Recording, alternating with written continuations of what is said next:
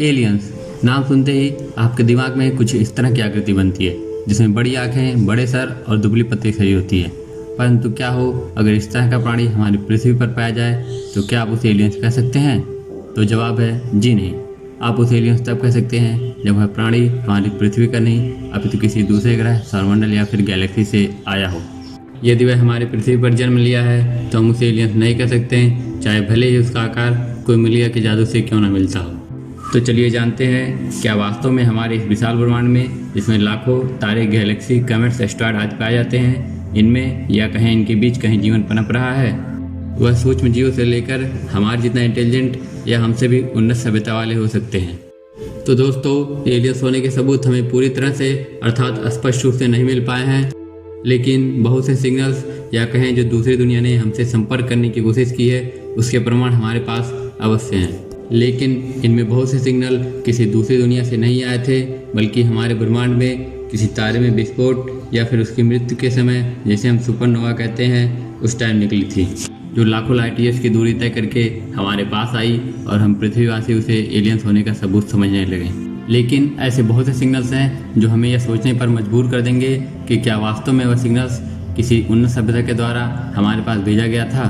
तो अंतरिक्ष से आया पहला रहस्यमय सिग्नल है वाव सिग्नल।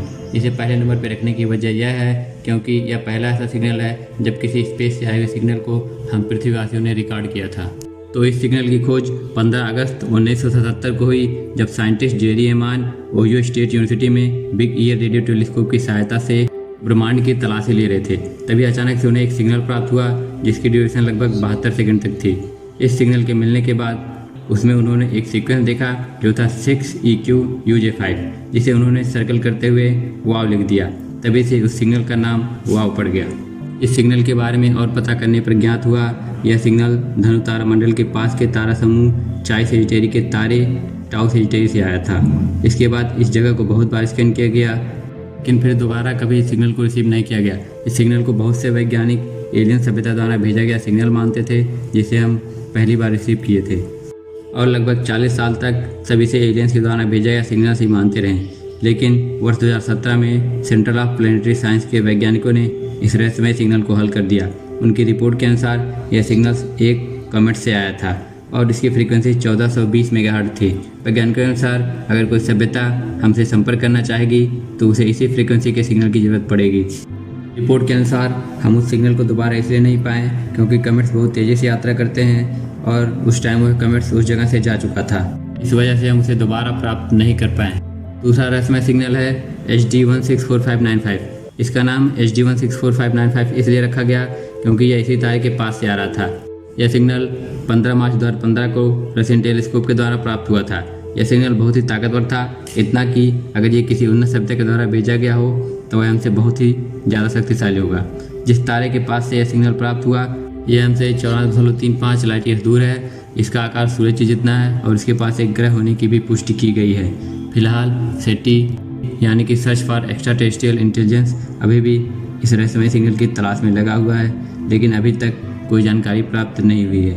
अगर सेटी के बारे में आपको नहीं पता तो बता दें, यह अमेरिका के एक संस्थान है जिसका गठन 1984 में कैलिफोर्निया में किया गया था। इसका मुख्य उद्देश्य दूसरी दुनिया से आए सिग्नलों की जांच करना एवं दूसरी दुनिया का पता लगाना था। अब आते हैं तीसरे रहस्यमय सिग्नल की तरफ। तो इसका नाम है रेडियो सोर्स SHG B02+14A।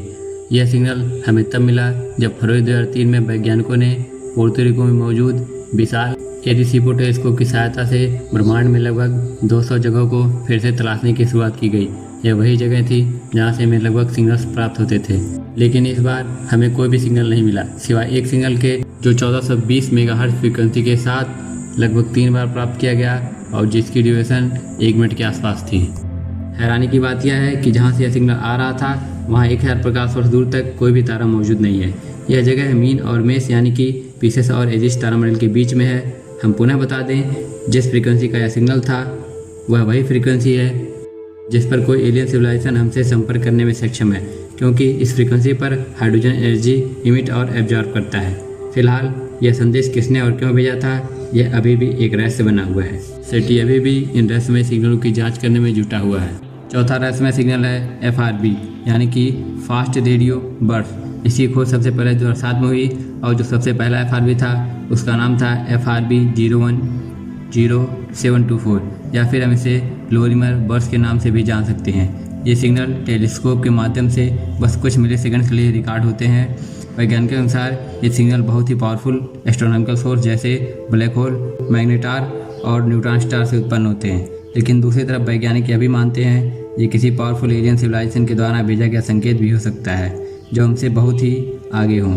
अभी फरवरी 2020 में एक FRB प्राप्त किया गया जिसका नाम 180916 रखा गया है। इसमें चौंकाने वाली बात यह है कि यह हर 16.35 दिनों में रिपीट हो रहा है। हालांकि यह कहां से आ रहा है और यह कौन भेज रहा है अभी भी इसका पता नहीं लग पाया है। आपकी जानकारी के लिए बता दें ये FRB जहां से आते हैं वह हमारी मिल्की वे गैलेक्सी से भी मिलियन लाइट ईयर्स की दूरी पर स्थित है। लेकिन अभी अप्रैल 2020 में पहला मिल्की वे FRB पाया गया जो कि हमारे धरती पर लगे बड़े बड़े टेलीस्कोप के जरिए रिकॉर्ड किया गया।